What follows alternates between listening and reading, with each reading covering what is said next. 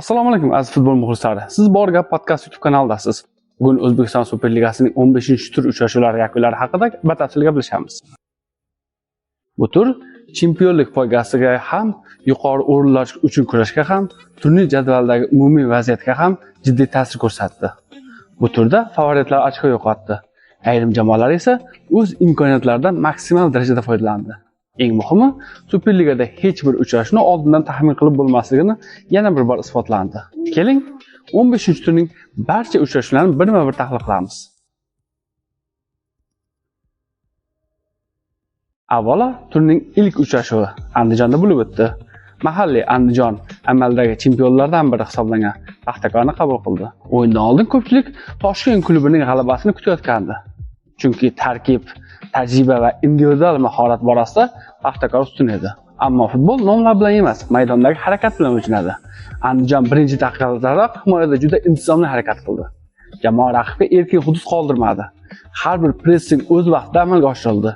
Yarim himoya futbolchilari himoyaga tez qaytib, Paxtakorning kombinatsiyalarini buzishga muvaffaq bo'lishdi. Paxtakor to'p nazoratida ustunlik qildi. Bir necha xavfli vaziyatlar yaratildi, ammo hal qiluvchi zarbalarda aniqlik yetishmadi. Andijon darvozaboni ham ishonchli o'yin namoyish etdi. Yakunda hisob 0-0. Bu natija mezbonlar uchun g'alabaga teng bo'lsa, Paxtakor uchun 2 ochko yo'qotish bo'ldi. Chempionlik poygasida bunday ochkolar mavsum oxirida juda qimmatga tushishi mumkin. Navbatdagi uchrashuv Buxoroda bo'lib o'tdi. Buxoro o'z maydonida Lokomotivni qabul qildi. Buxoro bu mavsum ko'pchilik kutgandan yaxshiroq o'yin namoyish qilmoqda. Ayniqsa o'z maydonidagi uchrashuvlarda jamoa juda ishonchli harakat qilmoqda. Lokomotiv esa imkon qadar ochko olishni maqsad qilgan edi. O'yin yuqori tempda boshlandi. Har ikki jamoa hujumkor futbol namoyish etdi. Buxoro birinchi bo'lib hisobni ochdi. Lokomotiv tez orada javob qaytarishga muvaffaq bo'ldi. Ammo ikkinchi bo'limda Buxoro bosimni yanada oshirdi. Murabbiy tomonidan amalga oshirilgan almashtirishlar o'z samarasini berdi. Hujum chizig'i yanada faollashdi. Natijada hal qiluvchi gol urildi. Yakunda hisob 2-1. Bu g'alaba Buxoroning yuqori o'rinlar uchun kurashayotganini yana bir bor ko'rsatdi. Endi turning eng yorqin uchrashuviga o'tamiz. Namanganda Navbahor Xorazmni qabul qildi. Bu o'yin oldidan Navbahor muxlislari jamoadan faqat g'alaba kutayotgan edi. Sababi so'nggi turlarda yo'qotilgan ochkolar muxlislarni biroz xavotirga solgandi. Ammo bu safar maydonda butunlay boshqa Navbahorni ko'rdik. Birinchi daqiqalardan yuqori pressing, tezkor hujumlar, qanotlardagi faol o'yin, yuqori tezlik, aniq paslar va eng muhimi yaratilgan vaziyatlarning golga aylanishi. Navbahor raqibga deyarli imkon bermadi. Xorazm himoyasi bosim ostida ko'p xatolarga yo'l qo'ydi. Navbahor esa har bir xatodan unumli foydalandi. Natijada 5-1. Bu nafaqat turning eng yirik g'alabasi, balki Navbahorning mavsumdagi eng ishonchli o'yinlaridan biri bo'ldi. Bu uchrashuv shuni ko'rsatdiki, Navbahor hujumda o'z imkoniyatlaridan foydalansa, istalgan raqibni mag'lub eta oladigan salohiyatga ega. Ammo shu bilan birga bitta savol ham tug'iladi.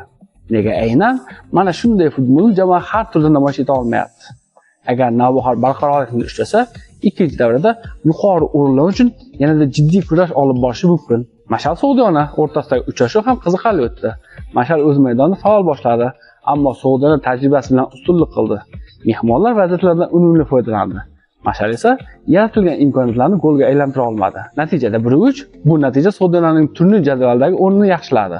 Qo'qon 1912 va Surxon uchrashuvi esa ehtiyotkorlik futbol ostida o'tdi. Har ikki jamoa xato qilmaslikka harakat qildi. Kurashlar ko'p bo'ldi. Markaz uchun jang deyarli butun o'yin davom etdi. Ammo bitta vaziyat uchrashuv taqdirini hal qildi. Surxon imkoniyatdan foydalandi. Qo'qon esa javob bera olmadi. 0-1. Safardagi bunday g'alabalar mavsum oxirida juda katta ahamiyat kasb etadi. Turning markaziy bahslaridan yana biri Olmaliqda bo'lib o'tdi. OKMK o'z maydonida Nasafni qabul qildi. Ko'pchilik durang kutayotgandi. Sababi ikkala jamoa ham kuchli, ammo Nasaf xarakter ko'rsatdi. Birinchi bo'lim juda teng o'tdi. Ikkinchi bo'limda esa Nasaf hujumkorroq o'ynadi. Oldingi chiziq futbolchilari bosimni oshirdi. OKMK himoyasi ayrim vaziyatlarda xatoga yo'l qo'ydi. Nasaf esa buni kechirmadi. 2-1. Bu g'alaba Nasafning hali chempionlik poygasida chiqmaganini yana bir bor isbotladi. Endi turning yana bir markaziy uchrashuvi Dinamo Neftchi bu bahs chempionlik poygasida bevosita ta'sir qiladigan uchrashuv edi. Neftchi g'alaba qozonsa, o'z ustunligini yanada mustahkamlashi mumkin edi. Dinamo esa muxlislar qarshisida ochko olishni maqsad qilgan edi. O'yin davomida Neftchi ko'proq hujum qildi. Dinamo esa himoyada juda tartibli harakat qildi. Har ikki darvozabon ishonchli o'yin namoyish etdi. Yakunda hisob 0-0. Bu durang chempionlik poygasi yangi intriga olib kirdi. Endi umumiy xulosalarga o'tamiz. 15-tur yana bir narsa isbotladi. Superligada outsider degan tushuncha tobora yo'qolib bormoqda. Har qanday jamoa favoritlardan ochko olishi mumkin. Paxtakor bunga misol, Neftchi bunga misol, Okimga bunga misol. Bu esa chempionatimizning raqobat oshayotganini anglatadi. Turning eng yaxshi jamoasi sifatida Navbahorni ko'rsatish mumkin. 5 ta gol, faol hujum, yuqori pressing, muxlislarni xursand qilgan futbol. Turning eng muhim natijasi esa Nasafning Olmaliqdagi g'alabasi bo'ldi. Turning eng katta sensatsiyasi esa Paxtakor va Neftchining g'alaba qozona olmagani bo'ldi. Endi chempionlik poygasi yanada qiziq tus oldi. Oldinda hali ikkinchi davra davom etadi. Har bir ochko hal qiluvchi ahamiyatga ega. Har bir xato qimmatga tushadi. Murabbiylar endi tarkib tanlashda yanada ehtiyotkor bo'lishadi. Futbolchi esa har bir uchrashuvni final sifatida o'tkazishga majbur. Agar Navbahor 15-turdagi o'yinni davom ettira olsa, kuchli uchlik uchun kurashga qaytadi. Nasaf o'zining tajribasi bilan yana yuqori ko'tarilishga harakat qiladi.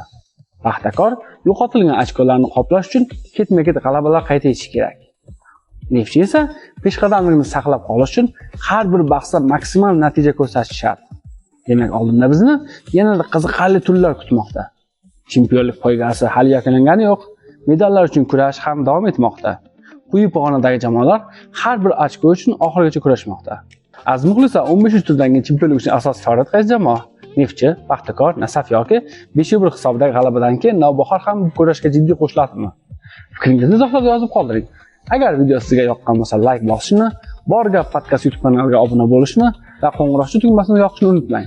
Keyingi videolarda ko'rishguncha, xayr, salomat bo'ling.